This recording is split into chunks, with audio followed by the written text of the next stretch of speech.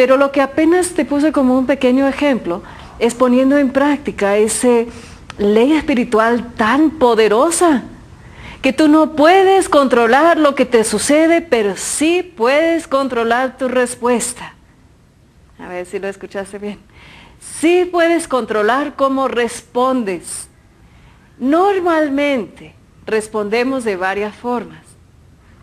Algunos cobardes por ahí, no les gusta el conflicto, no les gustan los gritos, trata de mantener el oso en su cueva tranquilo, le tiene la comida como le gusta, le trata con pincitas para que no grita y todo el tiempo está como que escondiendo, que no me grita, que no me habla, que no me digas, que no... Hay un sinfín de personas en Latinoamérica, en México mismo, que viven así, tienen alguien en su familia que ha provocado ese miedo, ha provocado ese dolor, y tú lo has permitido, no es por nada. Y tú dices, es que no lo conoces, sí, puedo imaginar, eso y más. Pero sí estoy viendo tu reacción y estás bien equivocado, así no. Otros se agarran con el primero que pasó, como no puede con el oso, se agarra con los niños y se desquita y que grita y que tú y que tú y que tú y que tú. No, y esos niños también no quieren hacer nada, tienen miedo. ¿Qué es eso? Son familias disfuncionales en su totalidad. El amor vence el odio, ponlo en práctica. No tengan miedo, no deben tener miedo a nadie, ni a nada, ni a cualquier circunstancia, ni a cualquier persona. Y tú dices, es que vivo en Tepito, o tú dices, es que yo vivo en South Central LA. No me importa dónde vives, porque ahí vive Dios también. Y si Dios está a tu favor, a la fregada con todos los que van a intentar contra ti, vas a ver que Dios te va a defender, pero siempre y cuando tú pones esa ley en práctica. Mira, vamos a escuchar de mi invitada una vez más, pero les dejo con ese texto. Este texto es de Jesús mismo. Jesús enseñando, no es Pablo, no es Juan, no es Pedro, es Jesús. Escucha bien. Capítulo 6 de San Lucas, versículo 27. Pero a ustedes que me escuchan les digo, amen a sus enemigos, hagan el bien a quienes los odian, bendigan a quienes los maldicen, oren por quienes los insultan. Si alguien te pega en una mejilla, ofrécele también la otra. Y si alguien te quita la capa, déjale que se lleve también tu camisa. A cualquiera que te pide algo, dáselo.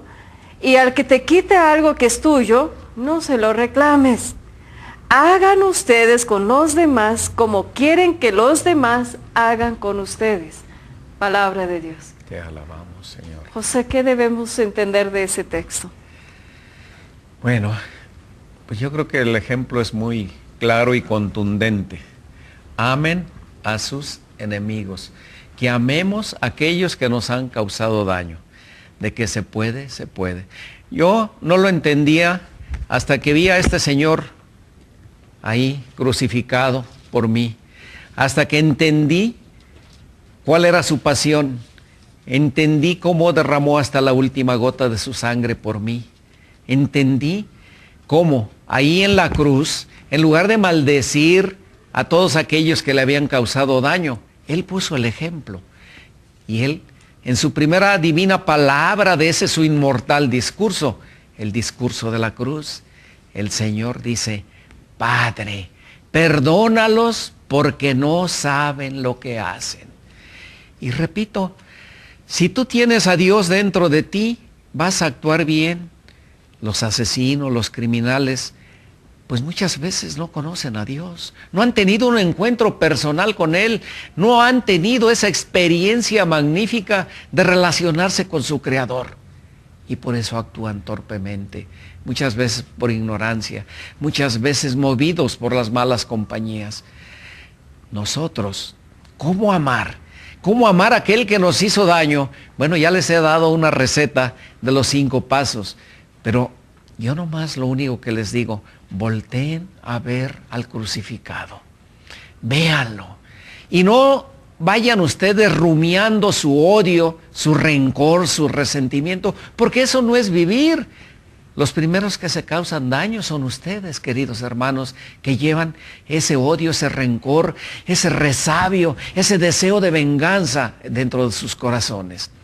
Yo por eso les digo cadáveres vivientes, porque no está muerto aquel que yace ya en la tumba fría, sino aquel que tiene el alma envilecida y vive todavía. No. Camina por el mundo como lo que eres, como hijo de Dios. Quiérete, quiere a los demás y también ama a tus enemigos. Tú decías hace rato que era muy difícil perdonar a los secuestradores o a los violadores y todo eso. Bueno, y yo por eso les digo, ¿y que no era difícil que yo perdonara a mi padre, al asesino de mi padre? Yo le deseo y le he mandado muchas bendiciones y quiero y deseo y le pido a mi Padre Dios que ese asesino de mi padre esté gozando de su infinita gloria. Hombre, Dios me lo puso en el camino para darme la oportunidad inconmensurable, a lo mejor de que sea mi salvación. Bueno, pues mejor, si ya la palabra bendita nos dice que oremos por todos los demás y bendigamos y perdonemos a nuestros enemigos, pues yo sí le creo. Y yo creo que debemos de creerle todos. Si tenemos confianza en Dios, vamos a conseguir que Él nos dé lo imposible, tal como lo establece su palabra divina en Lucas 1:37. Nada es imposible para Dios y nada es nada. ¿Quieres ver milagros hoy en día? ¿Quieres ver prodigios? Confía en Dios, pídele a Dios, confía en Él, espera en su palabra y vas a ver milagros mayores a los que Él hizo hace 2000 años. Los milagros se siguen haciendo todos los días. Yo soy testigo de milagros diarios. Pepe, dijiste algo envuelto en ese gran testimonio que nos estás compartiendo de algo que humanamente es imposible de hacer. Es imposible de perdonar a alguien que mató a tu papá. Eso, a el que está viendo la televisión, que no entiende mucho, está diciendo que ¿qué? ¿Cómo es posible? Que quiere que se bendice, que ¿cómo es eso? Te recordamos que el amor es un don, que recibimos en el bautismo, es una virtud, que es algo que Dios concede, y es algo efectivamente que es sobrenatural, y es algo que nos sostiene desde el momento de nuestro bautismo hasta el momento de encontrarnos con el amor, que es Dios mismo en el cielo. Es algo que tenemos como el recurso de pedir a Dios también. ¿Lo has pedido? ¿Has pedido a Dios así audiblemente en una oración, Señor, capacítame para amar? ¿Has dicho, Señor, ámame mucho? ¿Has dicho, envuélveme en tu amor? ¿Has dicho, enséñame a amar a mi esposo, enséñame a amar a mis hijos? ¿Lo has pedido en oración? Es algo sobrenatural también, que es un don que Dios puede darte. Y tú dices, es que ya no estamos enamorados, es que el amor se acabó, es que ya los papeles están hechos para el divorcio.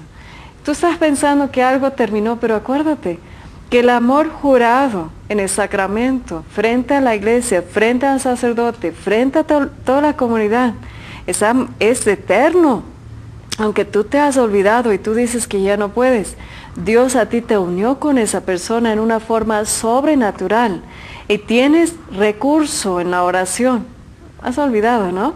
Tienes recurso a decir, Señor, actúa tú en tocar nuestros corazones, en hacernos capaces de perdonar, en darnos la capacidad de comprensión, de piedad, de misericordia y de amor por los defectos de los otros, y también por tantísimas veces que nos hemos quedado decepcionados, lastimados, traicionados y muchas cosas más. Dios lo puede hacer, confía en Él. Él puede hacerte enamorar, no como primer día, más, es un amor maduro, precioso, cuando amas aún sabiendo todos los defectos, cuando amas dando tu vida hasta el final. Mira, mi esposo y yo no salimos el 14 porque vine para acá y él a Los Ángeles, salimos el 13.